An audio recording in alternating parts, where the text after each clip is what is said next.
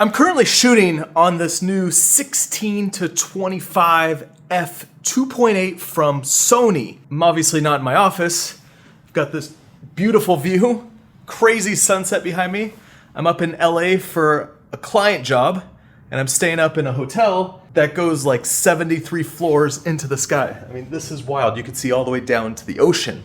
But I want to make a video about this lens because I think this is a lens that a lot of you are going to be interested in. I've had it for a while, and I actually forgot that this is a loaner from Sony. It's basically just been living on my camera, and I've been shooting all of my videos with this lens. And today when I was on my shoot, I was taking some photos with it and then realized, oh yeah, I need to return this. So I'm going to make a video. I'm going to show you a ton of footage from this lens. And we're going to talk about what makes it unique and who this lens might be for, because it is a very interesting focal length and it gets some really good footage. But first, before we get into all the information about this lens, let me show you some footage that I've been shooting with it over the past few weeks.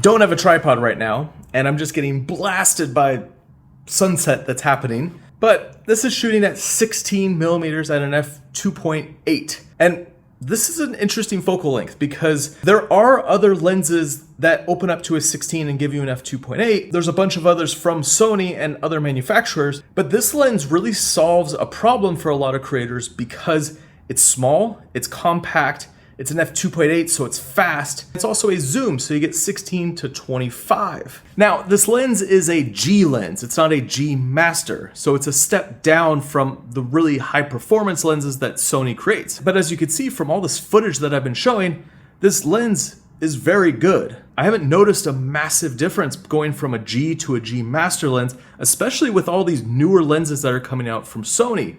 They're sharp, edge to edge, they look great throughout the whole f-stop range, and they just give a really good image, a really clean image that could be used for whatever you're filming.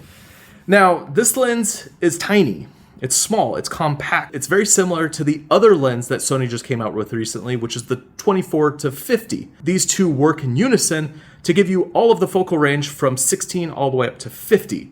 And they do it in this small, compact way. So the front filter thread is 67 millimeters. So this is the same that you get on the 35-1.4, the 50-1.4.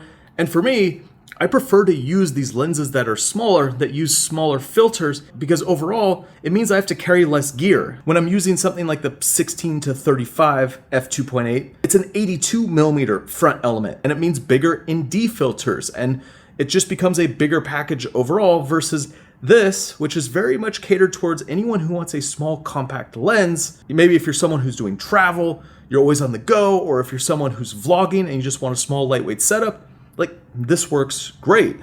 Now also on this lens, you have zoom, focus, and aperture rings, and the aperture ring can be clicked or declicked, whether you want that step or you don't want it and you want smooth transitions. Now there's also a customizable button, and so this is very much like all of other Sony's lenses that have been coming out recently, has all the features that you'd expect, and it just works really well. Now in terms of your zoom, it does extend slightly when you go to 16. So it's reversed than other lenses. Now this isn't something necessarily new. However, it is a little bit different than a lot of lenses that you're probably used to. So at the 25, it's the smallest, and at the 16, it's the longest. However, it doesn't extend that much. It's very slight.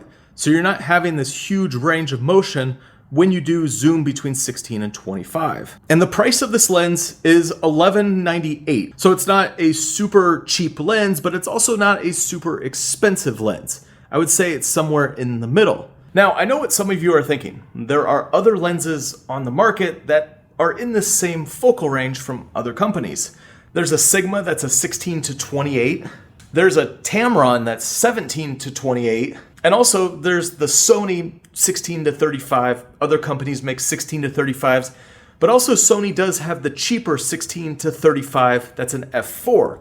Well, the thing is, with all of these other lenses, there is some compromise.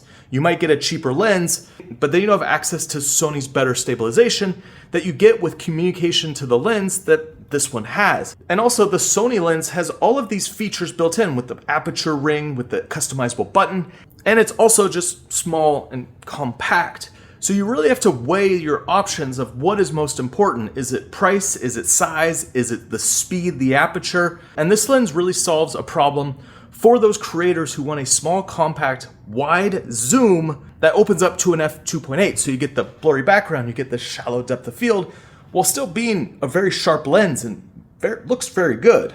And recently, before I got this lens, I was gravitating towards the 16 to 35 f4 when I was out on my adventures and filming.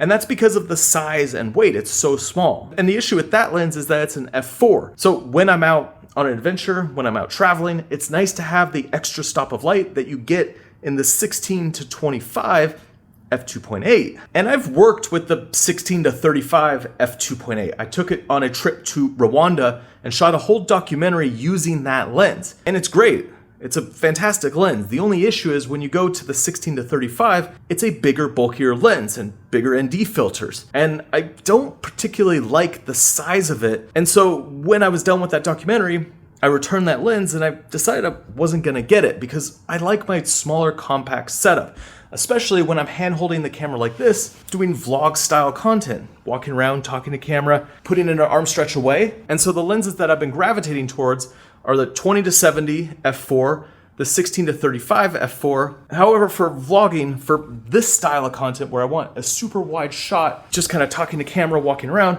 I want that wide lens, I want that f2.8.